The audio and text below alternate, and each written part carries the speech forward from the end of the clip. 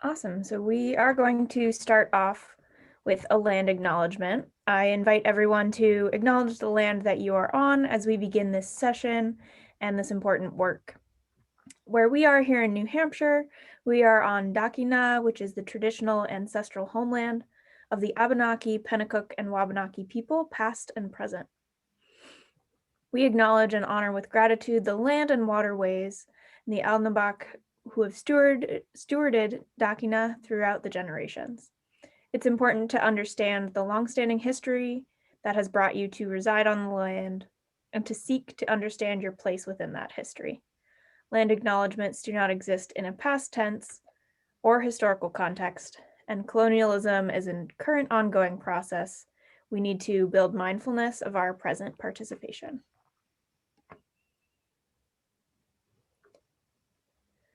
So here's what we're going to be talking about today. Our agenda. We'll start with what is messaging. We will go over the rules for strategic messaging. We'll talk about anti-racist messaging. We will have a stretch break in the middle, and then we will practice using some of the strategic messaging points we learned to write a media alert. Today, we won't be covering non-extractive storytelling. We won't be covering communicating your message over social media or developing a communications plan, but we do have some extra resources in the slides that were uploaded to the portal for this session that you can access afterwards if you want to dive into other topics. So what is messaging? Show of hands, put a plus in the chat or raise your hand on Zoom if you've ever been to a session or a training or studied anything to do with messaging or communications. See some people yes, some people no. Great. Well, you're in the right place regardless. Messaging is the way that we frame our events, actions, campaigns, and stories to communicate our work and engage with our audiences. You can also think of messaging as communications. Only a crisis, actual or perceived, produces real change. When that crisis occurs, the actions that are taken depend on the ideas that are lying around. That, I believe, is our basic function, to develop alternatives to existing policies, to keep them alive and available until the politically impossible becomes the politically inevitable. This quote is by Milton Friedman. He's a famous free market economist, and he is an unlikely messenger because he would not agree with us politically and he has caused a lot of harm. But he knew that what is politically possible changes in a time of crisis. And right now, we have an unprecedented opportunity to make the ideas that we have lying around, ideas like a $15 minimum wage, ideas like a $1 trillion investment in energy infrastructure, or ideas like a just recovery, into a reality.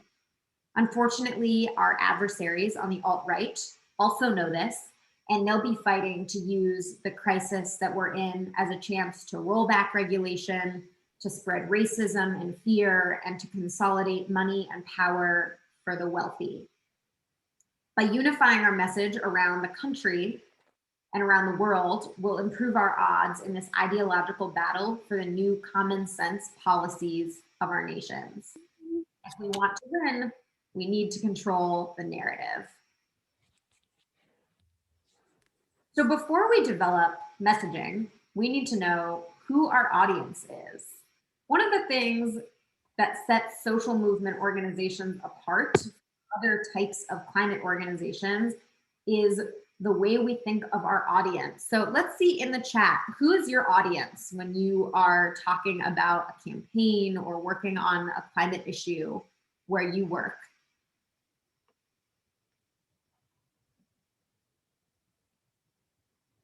Feel free to put it in the chat. Partners, advocates, activists, the public, elementary school students, sixth graders, Gen Zs, farmers, students, local politics. Lots of different people are our audience. Sometimes legislative action, donors, businesses, politicians. But most importantly, the public is our audience. The public is our main audience because our elected officials and decision makers will ultimately support the ideas that the public considers common sense. So we need to talk in a way that will appeal to the general public. Is the way that we're sharing our ideas going to connect to the millions of everyday people we need on our side to control the narrative and motivate them to support our movement? This is the question we're always asking ourselves.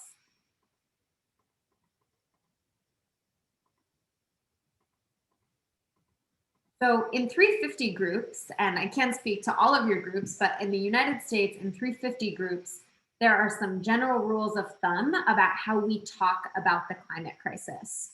We talk about urgent problems happening right now. We talk about people. We talk about systemic change. And we talk about the ways that we can make that change.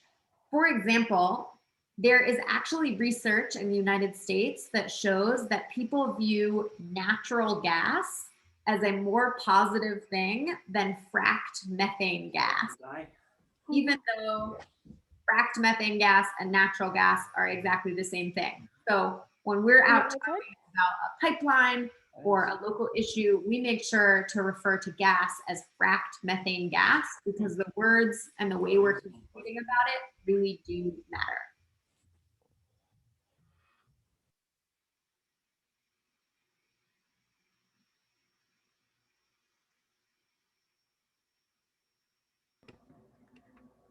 So we have here an example and a question of some messaging that might have brought people into a campaign. In order for you to join this Global Just Recovery event today and this weekend, something brought you to sign up. So feel free to share in the chat what effective messaging brought you to this training or led you to get involved with the group that you're involved with. For example, here in one of our campaigns to stop burning coal in New Hampshire, the messaging here is that you can help us stop coal in New England. Will you join us?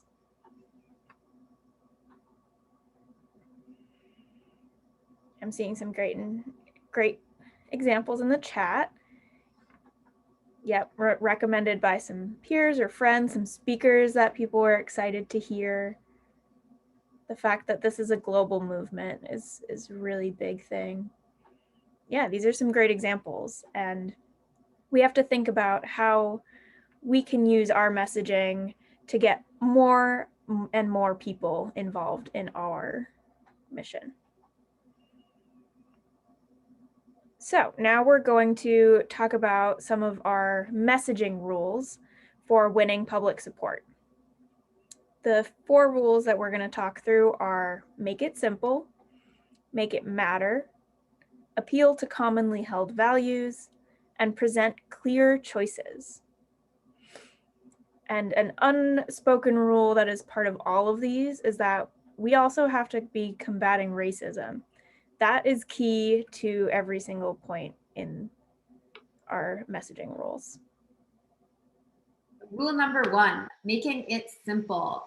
We want to make it possible for the public to easily enter the conversation and to spread our message and support our movement.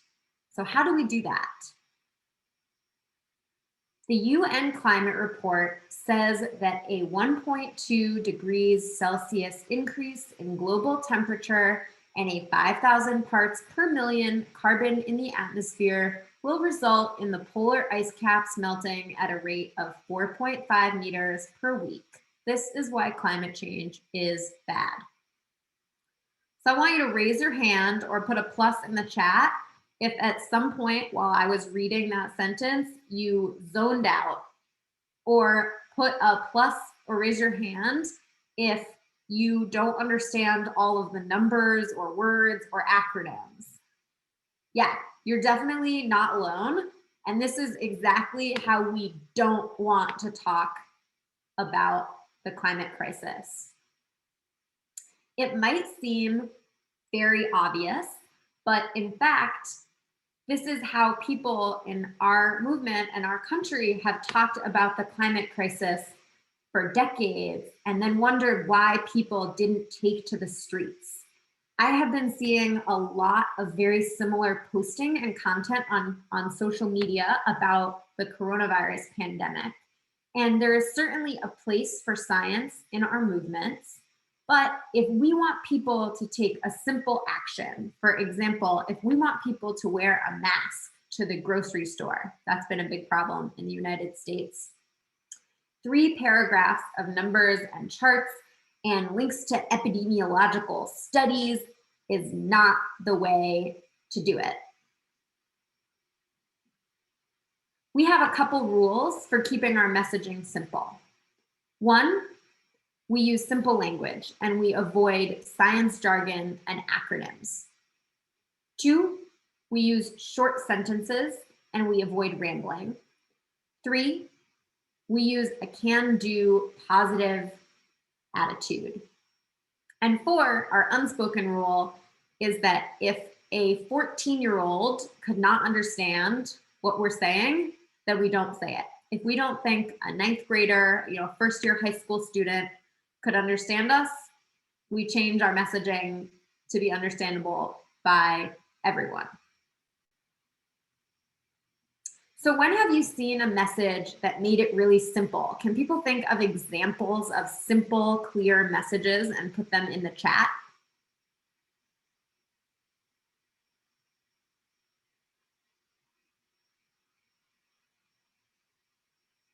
Nike, just do it, is a great example. Build back better. No plan B.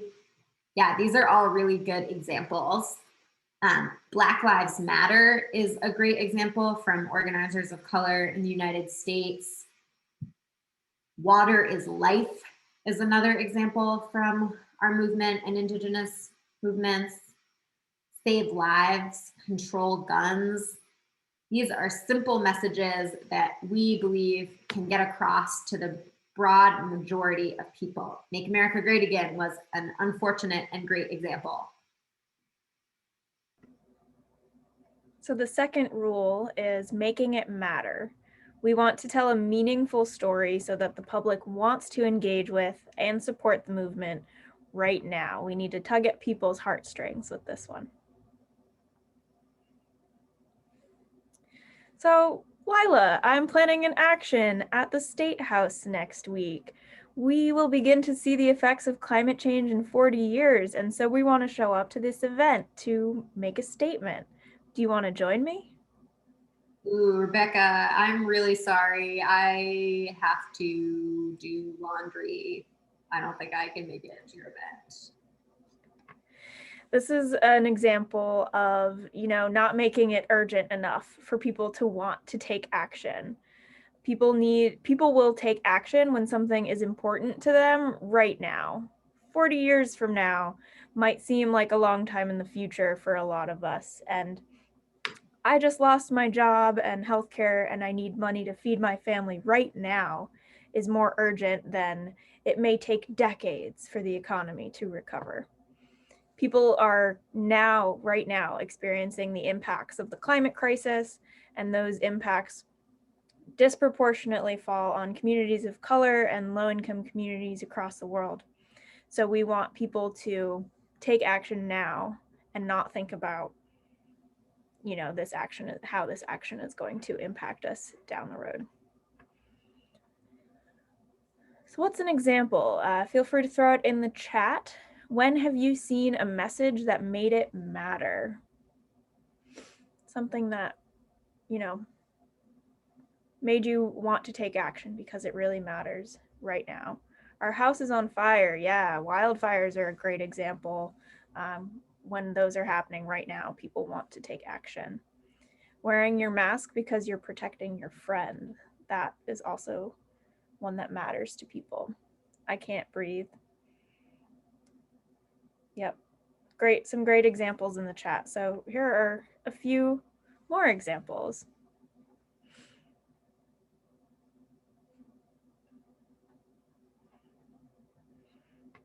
why I deserve hazard pay. So this employee works at a grocery store and is saying that I deserve hazard pay because I put my life at risk so people can buy groceries. We are all in this together. This is a message that, pulls at people's heartstrings. In this message, we have a picture of Anne Frank, and it says, Anne Frank died of typhus, not a gas chamber. ICE detainees can't social distance. Governor Cuomo, free them all. This is from an Action with Never Again action. And it's a great example of, taking something historical and something urgent right now and putting those together, because ICE detainees needed to be released now and not later. The next example, I think someone said this in the chat earlier, but California wildfire death toll rises to at least 31. When fires were raging across California and Australia in the past, the imagery and all of the videos that we watched from these were examples of making the climate crisis relevant now, making it matter to people, and causing people to want to take action. I saw someone put in the chat that houses were burned in fires in Argentina, and that's a great example of a way to make a message matter to people, because at our core, I think we can all imagine what it would be like to lose something as core as our house, and it makes me want to take action. Rule number 3, appealing to commonly held values. We can find common ground with the vast majority of people by rooting our messaging in things we all believe in.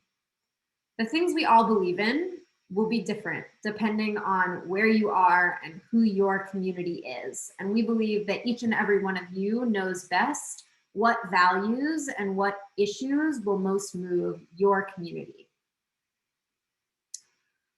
When have you seen a message that appealed to commonly held values? Give us some examples in the chat.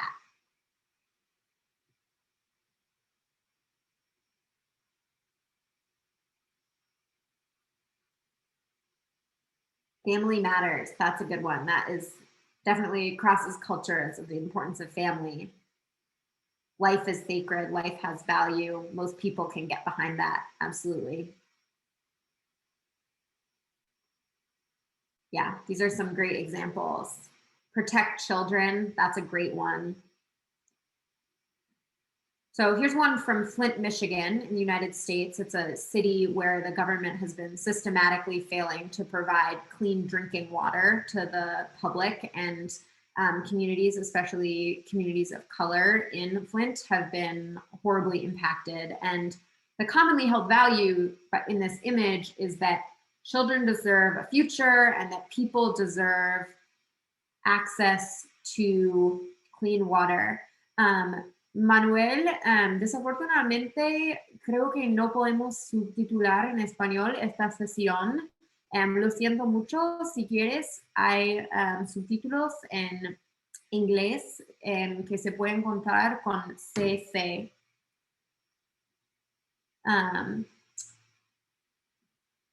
Another example is free meals for kids. There's a general understanding that children should have access to food. We use this in our work when we are canvassing. So for example, there is a coal plant near where Rebecca and I live in New Hampshire, and sometimes we go out and knock on people's doors and try to talk to them about the coal plant. And sometimes it becomes very obvious right off the bat that the people that we're talking to don't care about climate change, and they don't care about the fact that coal is causing climate change.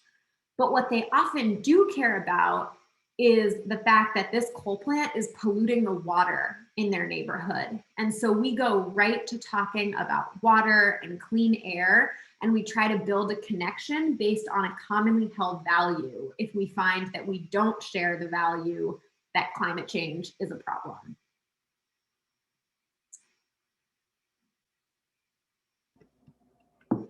So the fourth rule is presenting a clear choice of us versus them. We want to make it easy for the public to join our movement by framing issues as a struggle between the overwhelming majority of everyday working people who just want clean air, clean water, and adequate protections against the coronavirus versus a tiny 1% of the population who oppose our interests and stand to profit off of these crises.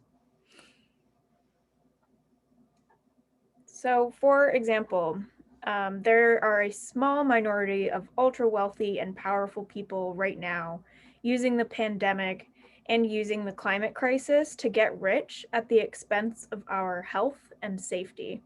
These are the Trumps and the Rex Tillersons of the world who are profiting off of the sale of bogus medications, who are undercutting our state's abilities to buy protective gear, and who are taking advantage of the public's disorientation during the pandemic to roll back environmental regulations so that they can increase profits. And we've seen that a lot of millionaires and billionaires have had their profits increase over the course of this pandemic, while a lot of other working people are really struggling to get by. A good example of us versus them is, do you stand with the CEO of ExxonMobil or with the millions of everyday people who just lost their jobs? We live in an unprecedented time of polarization, largely on the left to right political spectrum, but your neighbor or your cousin who's going to the grocery store 3 times a week, or your uncle who voted for Trump or for a politician that didn't represent your interests, these people are not the opposition. They are regular people who we need in our movement in order to win. When we frame our debates between the left and the right and ask people to choose, we tend to lose millions of people who don't fit into one of these ideological categories or who feel disenfranchised from politics and don't want to engage. Instead of pitting everyday people against each other, it's all of the everyday people against a tiny fraction of the population, like the CEO of ExxonMobil. And we're framing the choice instead in terms of 99% versus 1%. This makes it a lot easier for people to feel included in our narrative and to join our movement. This framing and messaging can also help us heal the unprecedented polarization that's going on in the United States and in other countries around the world. This can help us overcome the false divisions between working people on the right and left and frame the real enemy, the CEO of ExxonMobil, the people who are causing the most harm in the climate crisis. There's a professor and researcher at the Harvard Kennedy School named Erica Chenoweth, and her research shows that we need just 3.5% of the population active in the streets to win. So we don't need the CEO of ExxonMobil. We don't need to win over ex-President Trump. We just need to bring 3.5% of everyday people over to our movement to join our campaigns. The picture on the screen is a spectrum of allies, and we use it to show that we use concrete messaging, simple messaging, messaging that matters, and appealing to commonly held values to bring people towards our movement. Over on the left, that's us. That's our climate activists and people who care taking action. And we want to appeal to passive supporters to help them become active supporters. We want to appeal to passive opponents to help them become neutral or to even passively support us. And this small sliver all the way over on the right, that's our opposition. That's the CEO of ExxonMobil. That's the fossil fuel billionaires. It's okay to not win them over. It's okay to not have every single person in the world be on our side as long as we have the majority. One example of a way that polarizing and simple and messaging that matters was used successfully in the United States over the past couple years is the example of the Green New Deal.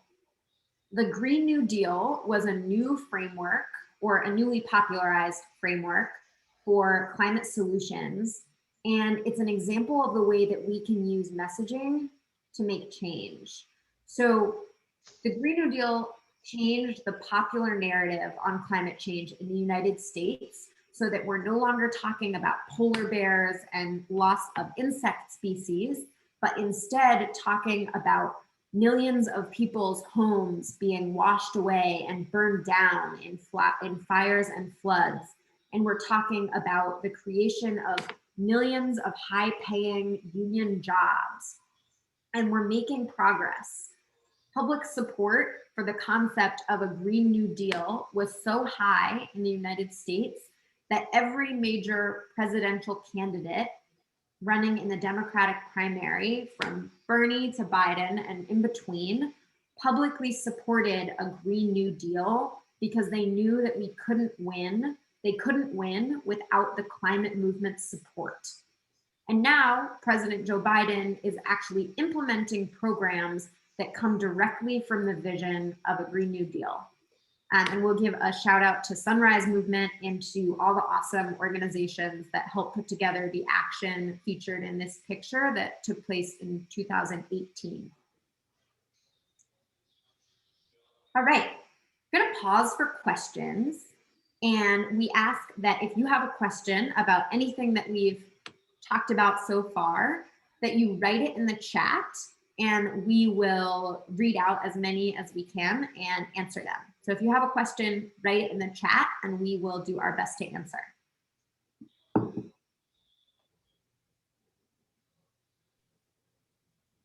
The chat is disabled. Oh, thank you for telling us that. Rebecca, is that something that we can easily change in the settings? If not, we'll invite people to just come off mute and ask their questions. Give us 1 second. Is it working now? There it is, Yep. Rebecca. All right. If you have a question, feel free to put it in the chat.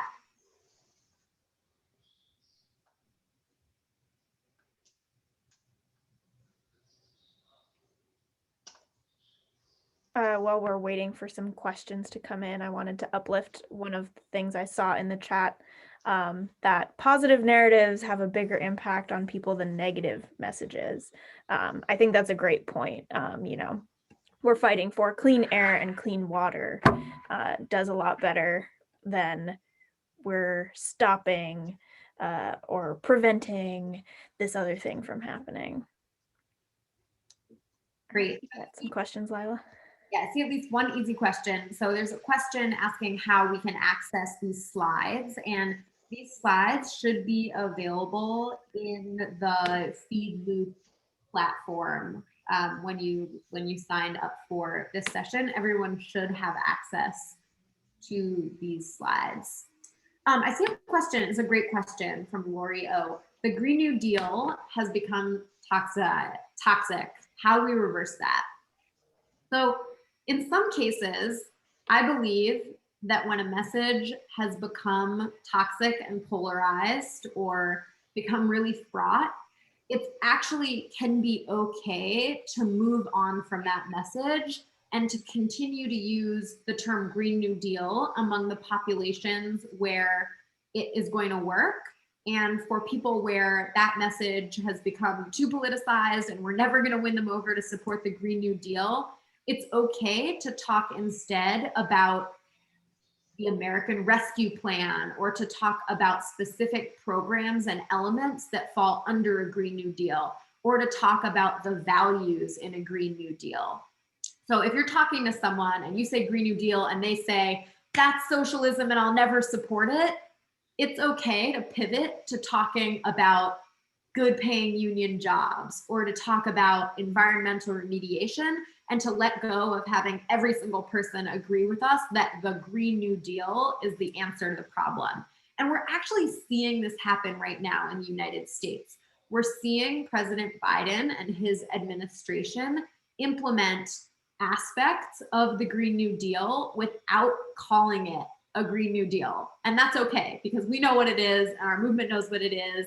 And maybe by calling it something else, we'll make it more palatable to people who have been tricked by Fox News into thinking that the Green New Deal is some evil socialist paradise.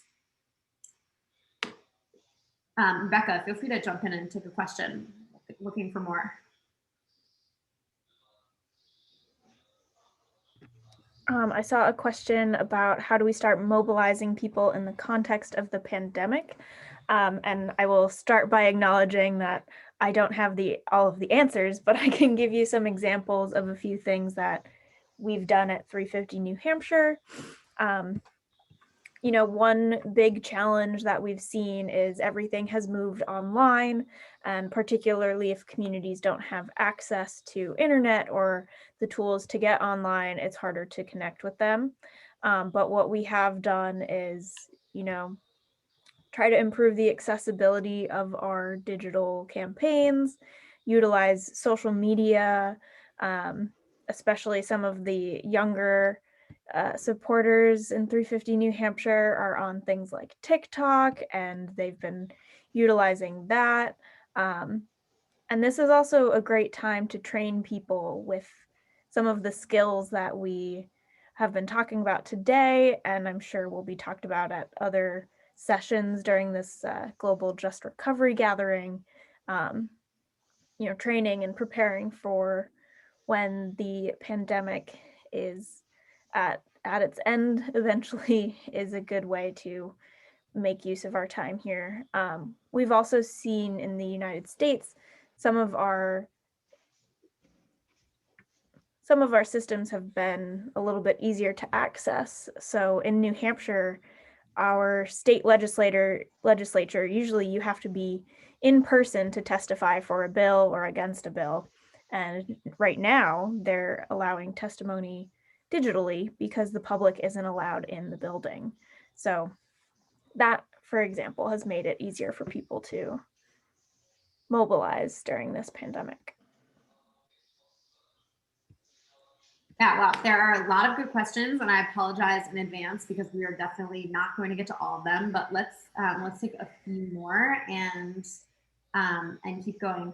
I see a question from Sylvia Schreiner. I live in an area that has frequent wildfires, but many people don't see the connection to change. Without getting too deep in the weeds, how do we appeal to connect the two issues?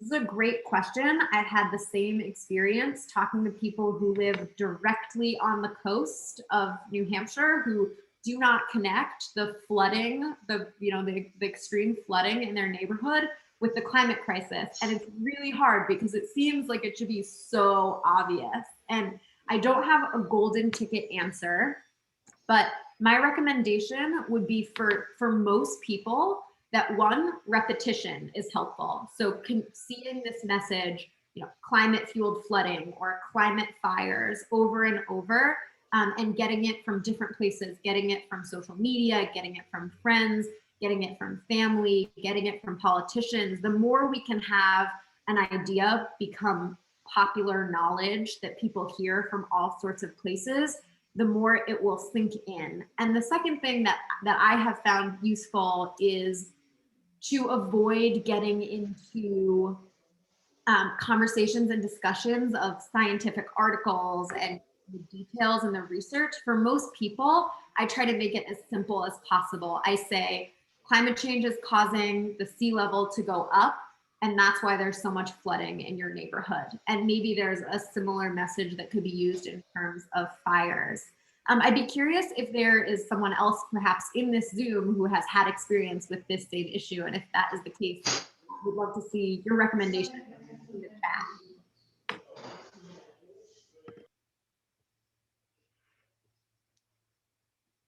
I see a question that says, I live in an area where there aren't many jobs other than low-paying jobs, unless you work for the petrochemical industry. The values here are very much in favor of industry. How do we sway people's opinions on this situation? I think that's a great example of, one of the facets of the Green New Deal is about jobs, right? And making sure that people who are in industries that are causing the climate crisis are given the tools to transition to a different field, or given, that's what a just transition is about, making sure that we're not just taking away jobs without there being new ones. And there's a whole lot of potential for more jobs in renewable energy industries than there are in some of the coal or oil industries that are starting to fade away.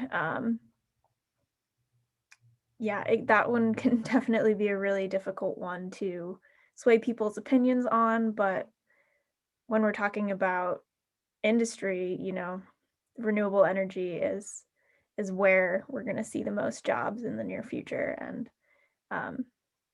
making sure the communities who are on the front lines of things like petrochemical industries are taken care of is something that needs to be prioritized in any climate plans or climate legislation.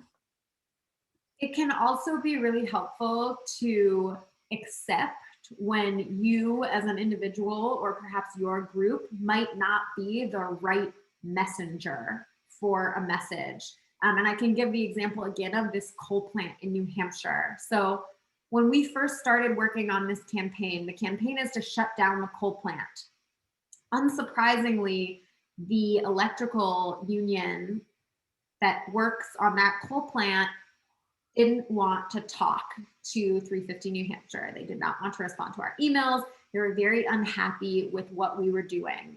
And we have come to understand that 350 New Hampshire activists who are being arrested trying to shut down the coal plant are not the right messengers to talk to those workers. And instead, we work to get our message across from other avenues. We work with intermediary organizations like the Blue Green Alliance, which is an organization that specifically works on climate and labor issues. And so it's always good to ask, who would be a better messenger than me if I'm not getting anywhere? Is there a religious institution or a local politician or another family member who might be able to get across more clearly?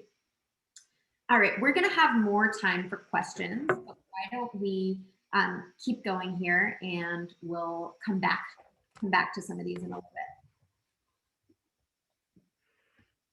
All right, so the next thing we are going to talk about is anti-racist messaging.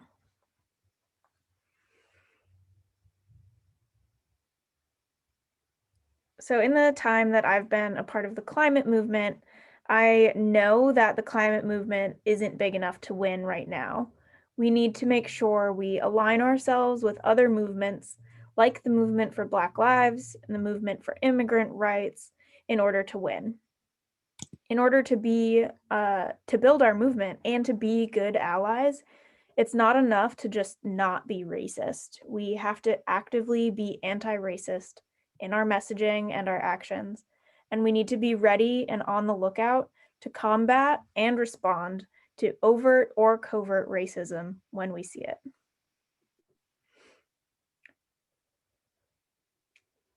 Because of environmental racism and practices like redlining, communities that are home to fossil fuel infrastructure like coal plants are disproportionately made up of low-income communities and communities of color.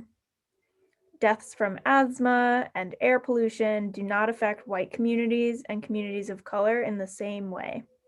We need to be clear in our messaging that Black and brown people are dying at higher rates than white people, and solutions to the climate crisis must include solutions to the systemic racism that is causing this imbalance.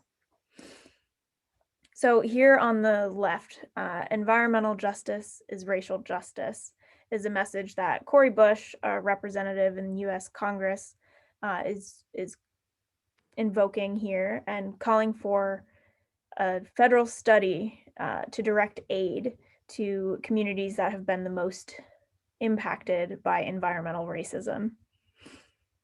Similar messaging can be seen when you're talking about Line 3 in Minnesota in the United States, and this is an oil pipeline that is being built through indigenous land in the US. And so stopping line 3 isn't just about stopping the climate crisis, it's also a matter of addressing intergenerational justice, Indigenous land rights. Rebecca, I see a question in the chat about redlining. Can you? Yes, so redlining is basically a practice of making it difficult for people with certain identities to live in a neighborhood. So that's how we got a lot of very segregated neighborhoods where Black Americans wouldn't be able to own a home in because of, the practices of realtors and the whole housing industry here.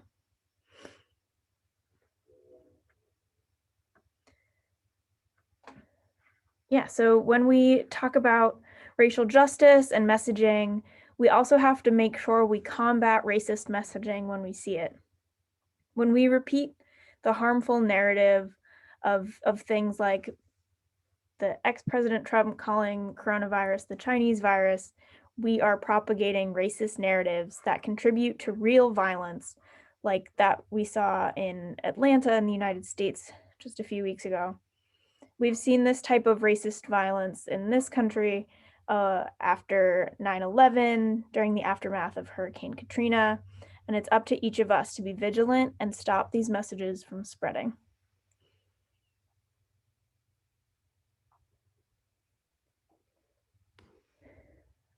Climate disasters never strike predictably, but they always hurt the most vulnerable first and hardest. So when we're talking about climate justice, we have to also talk about racial justice. We cannot achieve one without the other. We are all impacted by climate change, but we're not all in the same position relative to the threat. Communities of color and poor communities are hit hardest by fossil fuel extraction, as well as most often neglected by the state in the wake of the crisis. And the global south is disproportionately affected by the climate crisis as well. People of color disproportionately live in climate vulnerable areas, from those impacted by Hurricane Katrina nearly a decade ago in this picture on the left, to those who live near these chemical plants on the right picture in Baton Rouge, Louisiana, nicknamed Cancer Alley. These communities are on the front lines of our fight in a very real way. If their voices are not part of the movement, this movement will not succeed.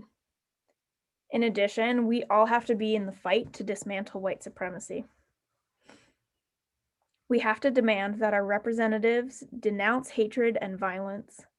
We have to do the work in our communities to upend racist and unjust systems if we're going to fight for climate justice. When we talk about the energy sector, white supremacy has been upheld by racist economic and land use policy that has made people of color and poor people more vulnerable to fossil fuel pollution and extreme weather caused by the climate crisis. We cannot separate the fight for climate justice from the fight against white supremacy here in the United States or across the world. All right, we're going to pause for questions again. I will say if your question did not get answered, put it in the chat again because it's moving very fast, and at this point we've lost it. So we'll take questions and just go ahead and write them in the chat.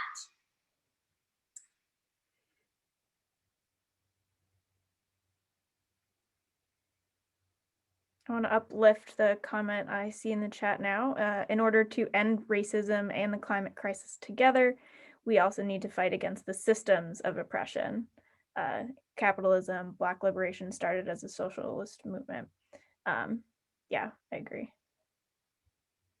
Florencia, I see that you have your hand raised on Zoom. If possible, we'd love for you to put your question typed into the chat, but if that's not possible, feel free to come off mute and ask your question. Oh, and Zoom is hard to manage, no worries.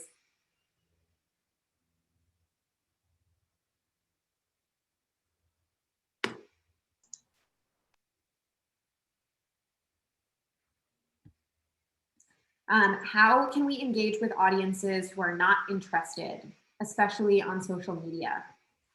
So what we try to do at 350 New Hampshire is to appeal to audiences in a way that they will specifically care about it. So if someone is not interested, we try to work off of something that does interest them, and build a shared understanding based on that shared value. For some people, we're just not going to be able to interest them, and the best we can hope for is that they can be a passive supporter. So generally speaking, I try not to get too bogged down in getting every single person out there interested, because the reality is that there are some people who are just not going to have the brain space or the time to participate in what we're doing. And if the way that we're talking to them isn't appealing, and if we can't find that shared value to work off of, then it's okay to go spend our time activating the tons and tons of people who are interested and do care and are excited to get involved, but haven't quite found that way to do it yet. I see a question that is, how is it possible to not get lost in the fight against the climate crisis and racism? It does sometimes feel like the entire system is against us, but I'll say two things to that. And the first is that we have a lot of examples in history of social movements growing and succeeding and winning, from civil rights movement to labor movements winning unions for their at their place of work. There are a lot of examples of movements succeeding, and I think we are getting ever so closer to the tipping point.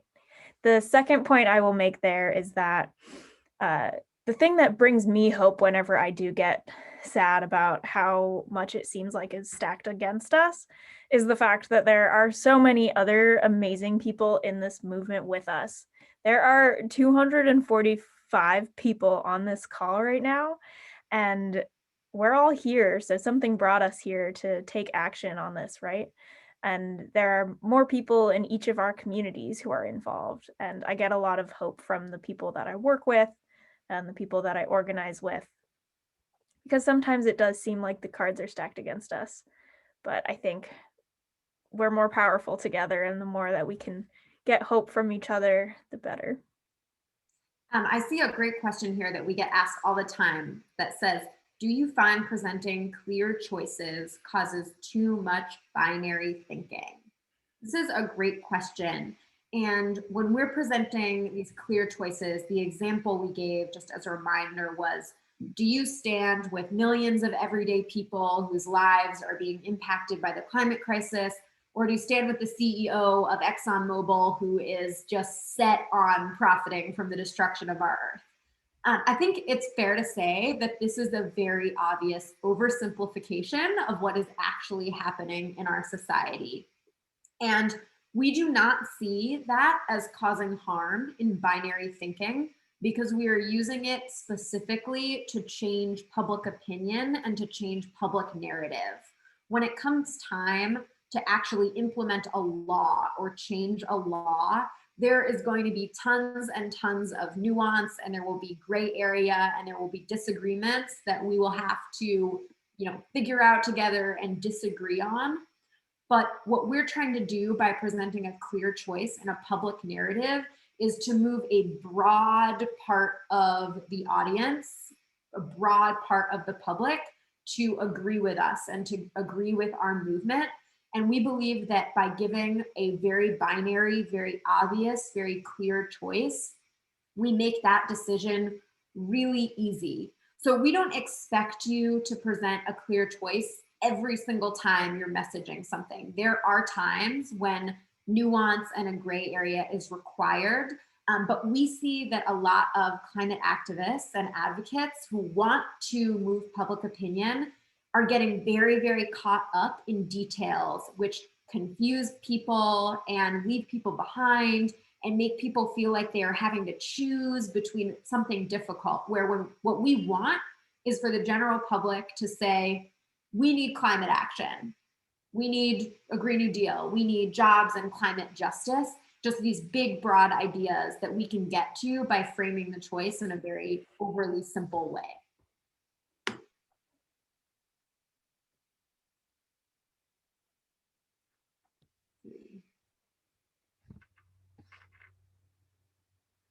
Which is more effective, social media or traditional media? I think this really depends on who you are trying to reach. If you are trying to reach, and this is from a United States context, if you are trying to reach young people, Gen Z, millennials, high school students, 20-year-olds, 30-year-olds, I would recommend using social media. I would recommend using Instagram and TikTok, and maybe not even Facebook. And if you're trying to reach a population who reads the news or has the, the evening news on the TV in the background, then you need to go with traditional media, but it will depend on who you want to reach.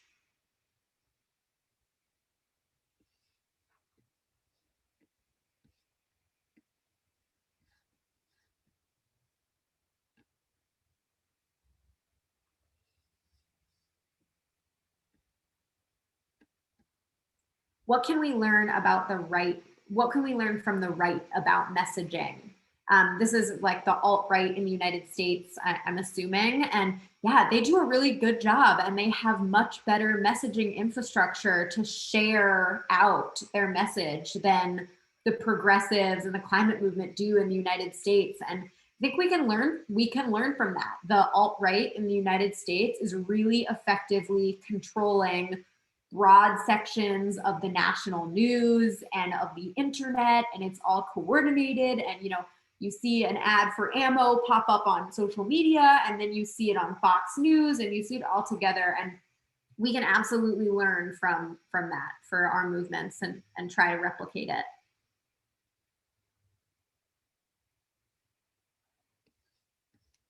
Rebecca, are there any pull out here? I think time-wise, that might be the last question we can get to right now. Okay, great. Well, thank you all for your questions.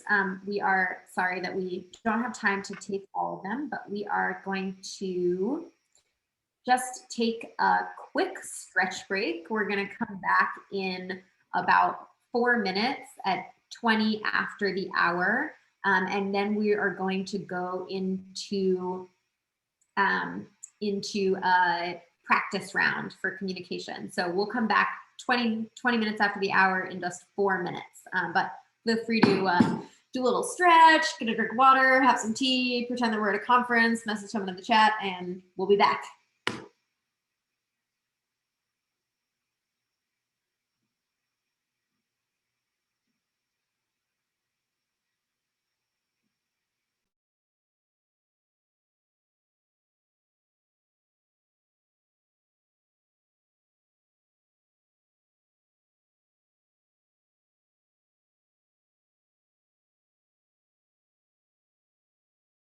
Started and they're kept alive for, say, a day, and then they die, then you will see changes in the brain.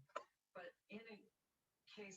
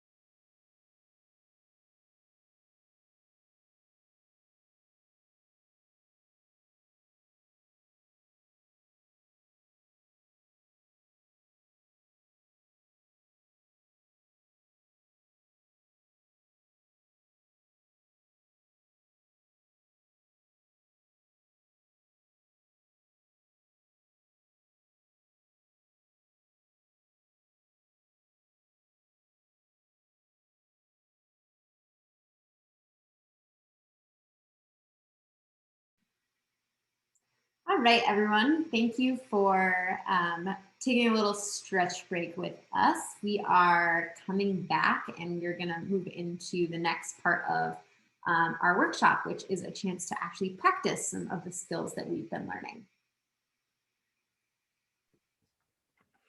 All right, so we talked about our rules for strategic messaging, and now we're going to get some practice using that strategic messaging. So, where do we use our messaging? There are a couple examples that I can give you of times that we would use our messaging rules here. We'll use it on social media. We'll use these tools when we're contacting legislators, writing letters to the editor or articles for the news, when we're writing speeches, and when we're writing press materials for the media. So we are going to practice by writing a press alert today. When you have an event or an action that you want press and media to come to report on, there are a couple of ways of recruiting them to come to the event. One example is you can get on the phone with a reporter and invite them to join you. Another way to alert a few hundred journalists all at once is by sending them a press alert ahead of your action. Oftentimes a press alert is really short, concise. You could call it different things, but basically you want to notify the press that they should attend this event and tell them why they should attend this event. After the event, sometimes organizations or people will send press releases with more details of what actually happened. But today we're going to practice writing what you would send to them ahead of the event. So before you start to write, you want to think about what is the message you want to get across? How are you going to make it simple, make it matter, appeal to commonly held values, or present clear choices?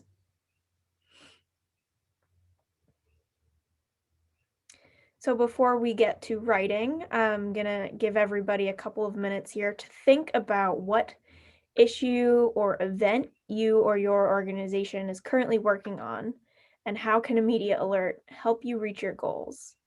If you don't have an event coming up or can't think of anything off the top of your head, I invite you to write a press alert about a climate strike that is theoretically happening in your town, city, country next week. So take a minute to think about, what is the media? Why do you want the media there? How are they going to help you reach your goals?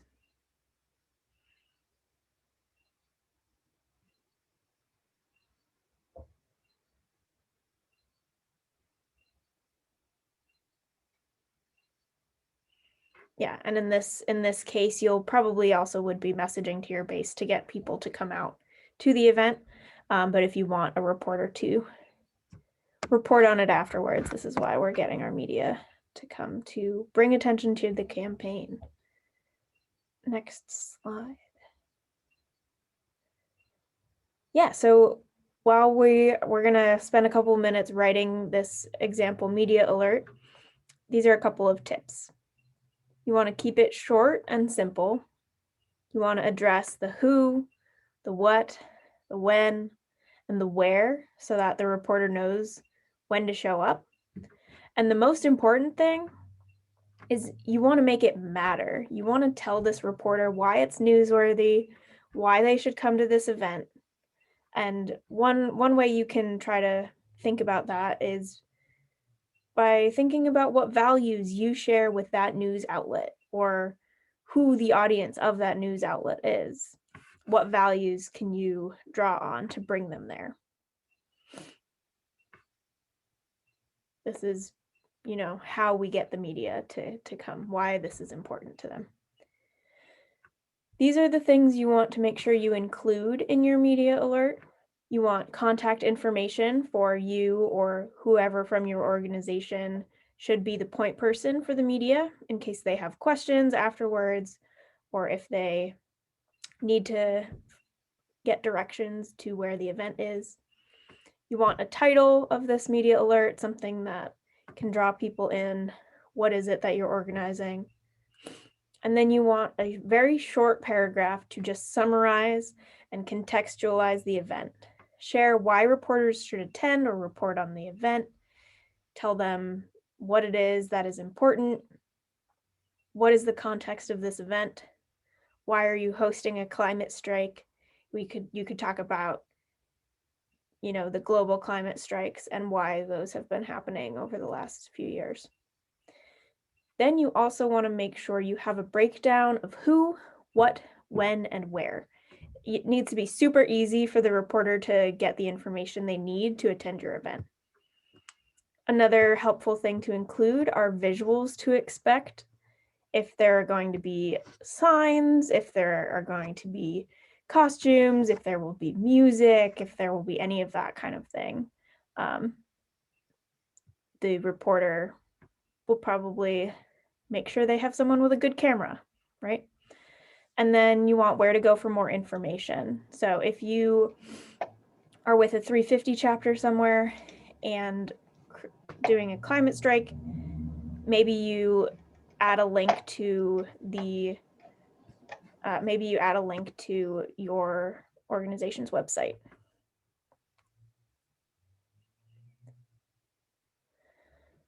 So before we spend some time quietly writing, this is an example of a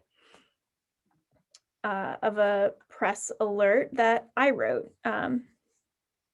Start with the title: New England climate activists commemorate anniversary of 67 arrests at New Hampshire coal plant. A year later, climate activists pledged to take action until the plant is shut down. So I started this one with a short paragraph to give people the context for what this event was. On September 28th, 2019, 67 climate activists were arrested at the Merrimack Generating Station after taking direct action to shut down the coal plant. Now, a year later, activists reaffirm their dedication to shutting down fossil fuel infrastructure to protect our right to clean air, clean water, and a livable climate. We invite the press to join us to witness a socially distanced rally and hear from the activists who built up a community of resistance to the plant. So I gave you context, who would be there, why we were gathering at this socially distant rally. And then I broke down really simply who, what, when, where, visuals, and context. You'll notice I included who is the campaign, what is exactly what happened, or what we were going to be doing there. We gave a time. The mistake I made in this one was that we did not add the address of the church parking lot in Hooksett, New Hampshire. So if you have an exact address for where the action will be, or where your theoretical climate strike would be, you'd want to include that. And then visuals, there was going to be music and art. This was a celebration of sorts. So now we don't expect you to write an entire media alert in the next 8 minutes or so, but we want you to practice writing that introductory paragraph. So now we're going to take about, let's see, it's 30 after. So we'll take about 6 or 7 minutes to practice writing that first paragraph of your media alert. Lila, do you have some quiet music you want to put on in the background, or should I? Go for it. All right. We'll put that together in 6 or 7 minutes, and we'll give people an opportunity to share what they've been working on. And if anyone has questions while you're writing, feel free to put them in the chat and I will try to answer them to the best of my ability.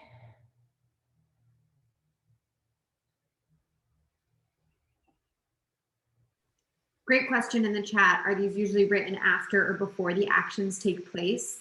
For a press alert, we write it before the action takes place and we tell the reporter in the hopes that the reporter will come to the action and write a story based on what they see.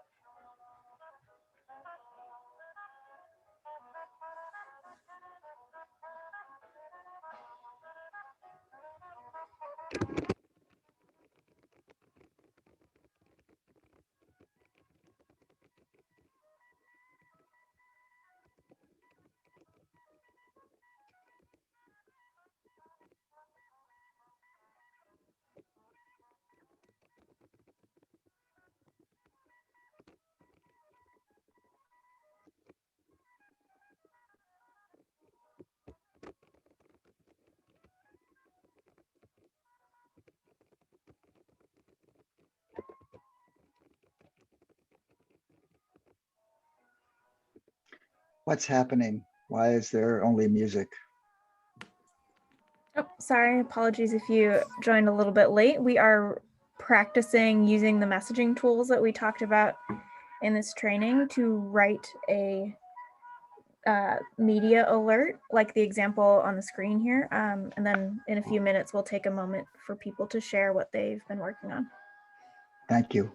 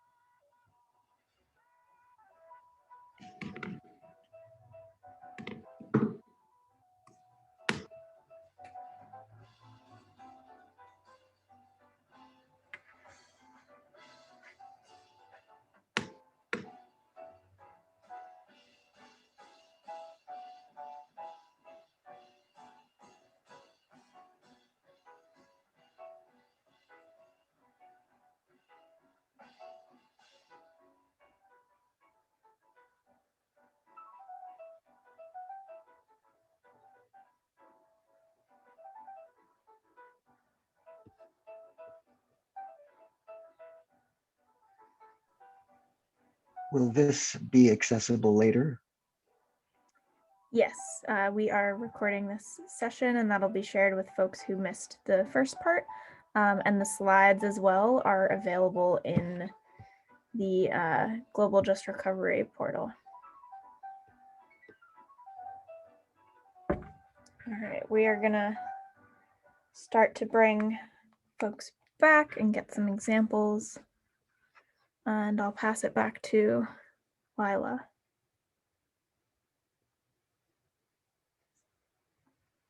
How's the screen share doing, Rebecca? Are we still in full present mode here?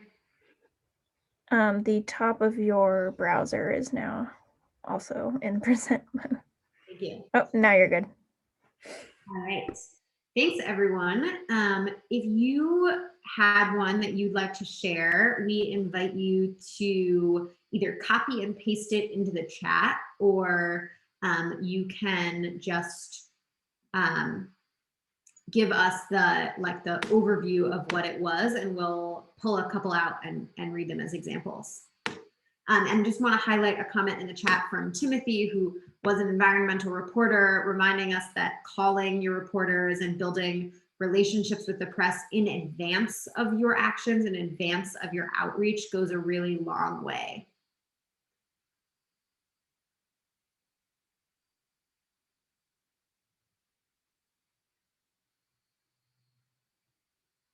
Great example from Ron about fracking.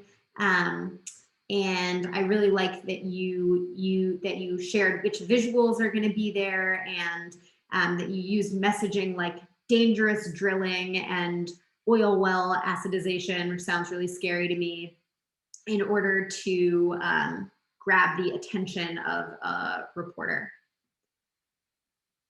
And no problem if yours is not in English, feel free to share it anyways. And we hope that everyone wrote it in the language that they're most comfortable in.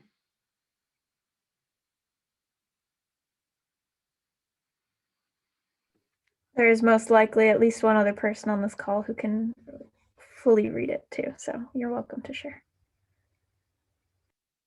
I see a comment that we don't rely on reporters. I definitely understand where you're coming from, and depending on where you live and who the reporters are, it might not make sense to alert them, and it might not make sense to trust a lot of reporters to report adequately on what we're doing. So that's a really good point to bring up.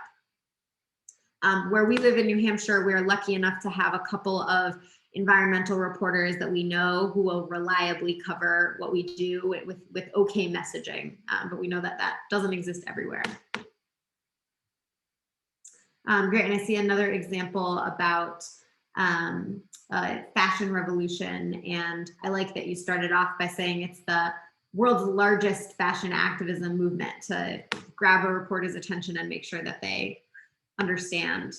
We want to thank you all for sharing these. I see a great one in Spanish. I know a lot of us here can read that as well. I'm going to wrap up with this quote from Patrick Risenborough and Doyle Canning. Too often, progressives think that just because a story is factually true, it will be meaningful to our audience and therefore build our power. But the reality is just the opposite. If a story is meaningful to people, they will believe that it is true. That is our job as messengers and as communicators. It is to share meaningful stories so that people act and respond and believe that what we have to say is true. Thank you all so much for joining us for this training. It was really amazing to be able to get to be here in this Zoom with people from so many different parts of the world. If you like the training and you want to support Rebecca and my work at 350 New Hampshire, there's a donate link in this slide you can find in the recordings later. We are now heading into a 30-minute break conference-wide. You can connect with people in the networking lounge. You can hang out here in this room a little bit longer if people want to discuss the material. You can, come off Zoom and chat come off mute and chat with each other. or feel free to take a break from screens. After this session and the half-hour break, there will be a movement story session, and you can find all of the details on the feedloop.com Just Recovery Gathering website. The next sessions will start 15 minutes after the hour. And for anyone who needs it, we will just paste the link to get back to the, oh, Rebecca already did it. So speedy. Thanks, Rebecca. You can use this link in the chat, this Feedloop link to get back to the main conference. Thanks everyone, and we hope to see you out there in the streets someday soon. Thank you very much. Thank you. That was really helpful. Thank you so much. Thanks a lot. That was awesome. Thank you. Thanks a lot. Thank you for everything. Bye. Lots of great ideas. Thank you. Muito obrigada. Gracias. Gracias. Where is the link to get back in the conference? We will post it again. It got buried really fast. Can put up the thank you donate 3.5 because we could see more people in the gallery. Merci beaucoup, c'est très intéressant. Merci. Where is the link to get back in the conference? It is in the chat. So if you go to the bottom of your Zoom screen, you can either click on the chat box, or if you don't see the chat, there should be 3 dots that say more. And if you click on those, the little 3 dots icon, you should be able to select chat. You can see how on the bottom of the screen, there's 3 dots. If you click on that, one of the options is chat, and that's where the link is being posted. I'm in the chat. How do I recognize the link? The link is feedloop.com/justrecovery. Rebecca Bouliu just put it in the chat again. That. Okay, good. Thank you very much. You're welcome. Merci beaucoup. Thank you so much for the presentation. Mais aussi pour la matière, c'était vraiment intéressant. Vraiment, merci beaucoup. Thank you so much.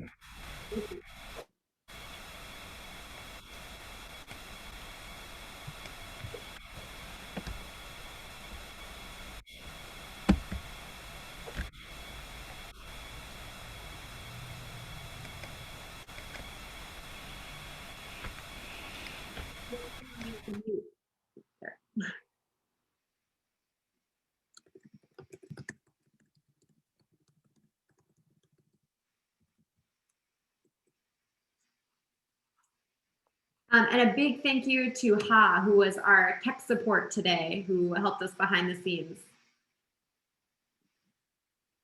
Yes, it's my pleasure, and thank you so much for your talk. It's so great. It's wonderful. Thank you. Thank you.